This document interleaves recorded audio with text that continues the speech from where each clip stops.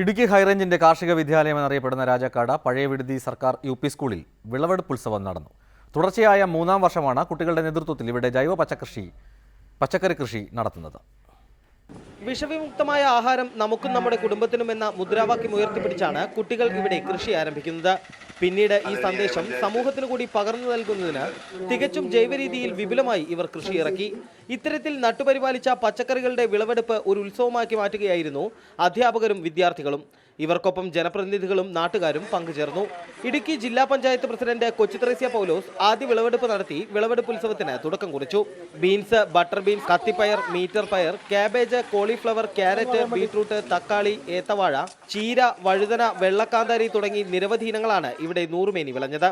കേവലം കുറ്റി ബീൻസ് മാത്രം നട്ടുപരിപാലിച്ചു തുടങ്ങിയ കുട്ടി കർഷകരുടെ കൃഷി ഇന്ന് ജില്ലയിൽ ഒന്നാം സ്ഥാനത്താണ്. പഴയ വിടുതി സ്കൂള് ജൈവ കൃഷിയിൽ വളരെ മുന്നേറിയിരിക്കുകയാണ്. പയറും ലെറ്റ്യൂസും ചീരയും എല്ലാം ഇവിടെ ധാരാളമായിട്ടുണ്ട്. ക്യാരറ്റും ഒക്കെ കൃഷി ചെയ്തിട്ടുണ്ട്.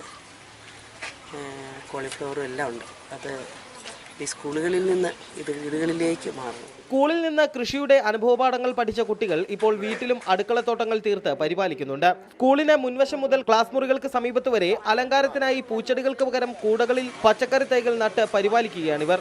ഓരോ കൂടയിലും ഓരോ കുട്ടികളുടെ പേരെഴുതി വെച്ച് ഇവയുടെ പരിപാലനം ഏറ്റെടുത്തു.